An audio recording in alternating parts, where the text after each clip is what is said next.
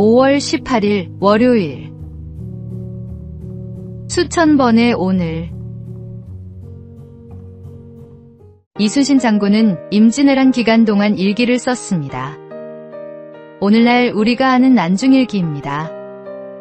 영웅적인 승전 기록으로 가득할 것 같지만 실상은 달랐습니다. 일기의 대부분은 그날의 날씨, 부하들의 안부, 어머니에 대한 그리움, 몸이 아파 누워있었다는 기록으로 채워져 있습니다. 화려한 문장도 거창한 다짐도 없습니다. 그저 하루를 있는 그대로 담아낸 기록들입니다. 오늘의 날씨를 적는 사람은 오늘의 바다를 읽을 수 있었고, 오늘의 군사들을 챙기는 사람은 오늘의 전투를 이길 수 있었습니다. 그에게 7년의 전쟁은 하나의 긴 전쟁이 아니라 수천 번의 오늘이었습니다. 그리고 그 오늘 하루하루는 결코 우연이 아니었습니다. 하나님이 허락하신 날이었습니다. 우리는 종종 인생 전체를 바꾸겠다는 거대한 결심을 품습니다. 그러나 인생은 오늘 하루의 합산입니다. 명량대첩의 기적은 아프고 지친 날에도 일기를 쓰고 새벽에 일어나 병사들을 살피고 오늘의 자리를 지킨 수천 번의 하루가 쌓인 결과였습니다. 여호와께서 정하신 오늘 이 하루, 그 하루를 성실히 살아내는 것이 인생을 바꾸는 시작입니다. 오늘이 쌓이면 인생이 됩니다. 오늘의 말씀. 이날은 여호와께서 정하신 것이라. 이날에 우리가 즐거워하고 기뻐하리로다. 오늘의 만나. 오늘 이 하루는 여호와께서 정하신 날입니다. 그 날을 성실히 사는 것이 가장 아름다운 기쁨입니다.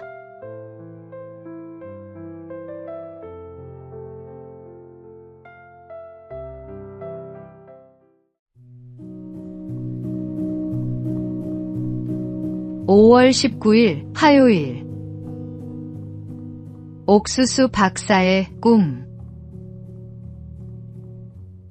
고등학교 진학에 실패한 한 학생이 집에서 농사일을 했습니다. 미래가 암담했던 이 학생은 신앙을 갖게 되면서 꿈이 생겼습니다. 하나님이 주신 그 꿈이 그를 이끌어 마침내 농학박사 학위를 받게 했습니다.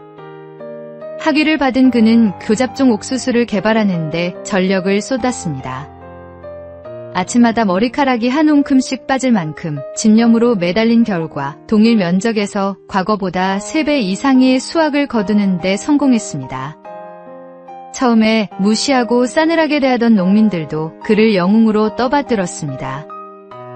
그는 그것으로 멈추지 않았습니다. 내가 5분만 더 연구하면 5,000명의 아프리카 어린이들이 살아날 수 있다는 마음으로 나이지리아로 떠나 아프리카 옥수수 농사의 최대 적인 악마의 풀에 저항력을 가진 신품종을 개발했습니다. 아프리카에서 기아 문제 해결에 매진한 17년. 9번의 말라리아 감염, 생사를 오가는 순간에도 그는 멈추지 않았습니다. 그 후 그에게는 한국의 슈바이처, 아프리카인보다 아프리카를 더 사랑하는 한국인이라는 칭호가 붙었습니다. 이 사람이 바로 김순권 교수입니다. 그의 집념과 실천은 모두 신앙에서 비롯된 것이었습니다. 하나님이 주신 꿈은 반드시 길을 만듭니다.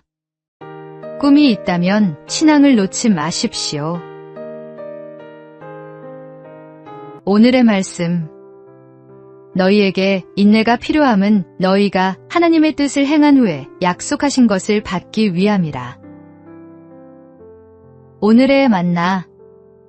신앙은 내 안에 잠든 가능성을 깨우는 힘입니다. 하나님을 믿는 자에게 꿈은 반드시 이루어질 씨앗입니다.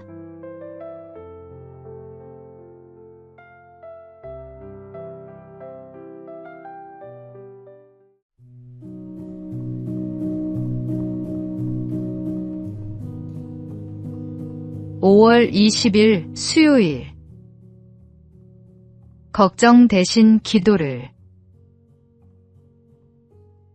한 책에 이런 구절이 나옵니다.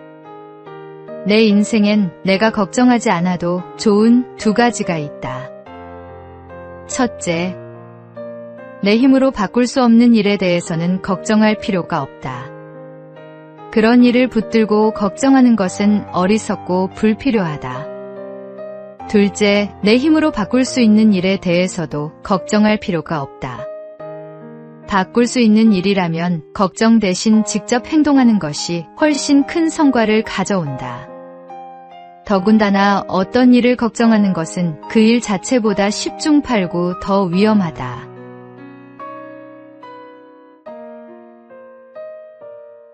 우리는 해결할 일은 빨리 해결해야 한다며 걱정하고 해결하지 못할 일은 어떻게 하느냐며 또 걱정합니다.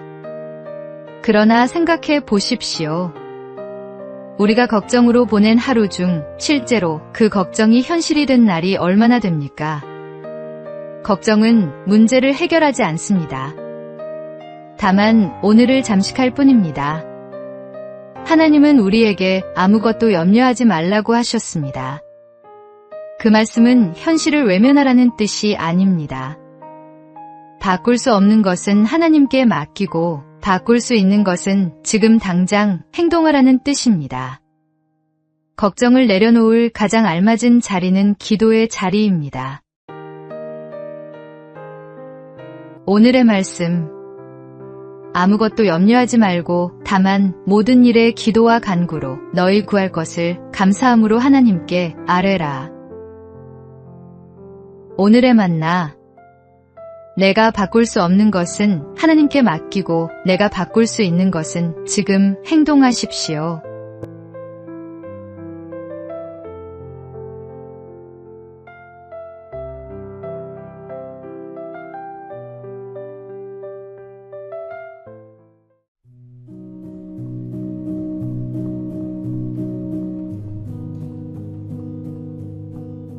(5월 21일) 목요일. 도자와 도자. 조선시대에는 도둑질을 한 사람의 이마나 팔뚝에 도자를 새기는 자자형이 있었습니다. 평생 지워지지 않는 낙인이었습니다. 같은 마을에서 같은 죄를 짓고 같은 낙인을 받은 두 사람이 있었습니다. 한 사람은 마을을 떠났습니다. 낯선 고을에 흘러들어 이마를 감추고 살았지만 숨기면 숨길수록 마음속 낙인은 더 깊어져 끝내 떠도는 삶을 벗어나지 못했습니다. 또 한 사람은 고향에 남았습니다. 이마의 글자를 숨기지 않았습니다. 흉년이 들면 남보다 먼저 품을 팔아 이웃을 도왔고 상갓집에는 먼저 달려가 며칠이고 곁을 지켰으며 힘겨운 노인의 밭을 말없이 일구었습니다. 세월이 흐르자 마을 사람들은 그의 이마보다 그의 손을 먼저 기억하게 되었습니다. 어느 해 마을 어른이 말했습니다. 저 사람 이마에 새겨진 것이 도자인지 이제는 모르겠소.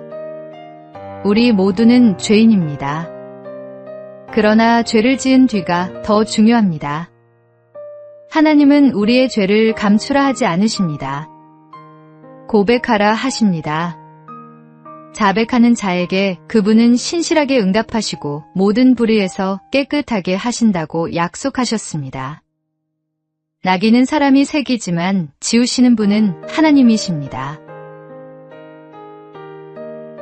오늘의 말씀, 만일 우리가 우리 죄를 자백하면 그는 미쁘시고 의로우사 우리 죄를 사하시며 우리를 모든 불의에서 깨끗하게 하실 것이요.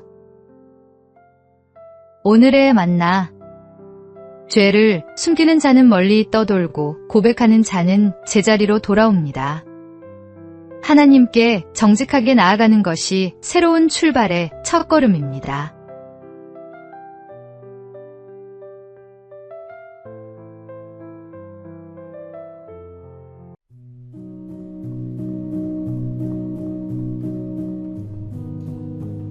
(5월 22일) 금요일. 쳐낼수록 달아진다. 젊은 사업가 한 명이 있었습니다. 사업이 자리를 잡자 그는 더 많은 것을 움켜쥐고 싶었습니다. 오랜만에 고향을 찾은 그는 아버지가 마당에 감나무 가지를 쳐내는 모습을 보았습니다. 왜 멀쩡한 가지를 자르세요? 이 나무가 힘을 한 곳에 모아야 제대로 된 열매를 맺는다. 가지가 많으면 영양이 분산돼서 열매가 다 작고 맛이 없어. 쳐낼수록 남은 열매가 더 크고 달아지는 거야. 서울로 돌아온 그는 욕심으로 버려놓은 것들을 하나씩 쳐냈습니다. 처음에는 잃는 것 같아 두려웠습니다. 그러나 남은 힘을 한 곳에 집중하자 사업은 전보다 훨씬 단단하고 풍성해졌습니다. 쳐냄이 손해가 아니라 더 큰 열매를 위한 준비였던 것입니다. 하나님 아버지께서도 우리 삶의 가지를 살피십니다. 열매를 맺지 못하는 가지는 과감히 제거하시고 열매를 맺는 가지는 더 풍성하게 하려 깨끗하게 다듬으십니다. 그 가지치기가 때로는 아프고 억울하게 느껴질 수 있습니다. 그러나 그것은 버리심이 아니라 더 크고 단 열매를 위한 아버지의 손길입니다.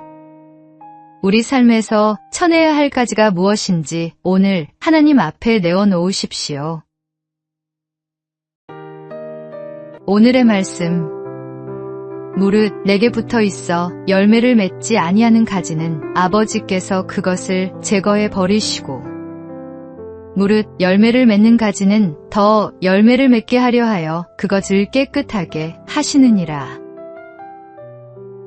오늘의 만나. 더 풍성한 열매를 맺으려면 먼저 쳐내는 용기가 필요합니다. 오늘 하나님께 맡겨드릴 욕심의 가지가 무엇인지 살펴보십시오.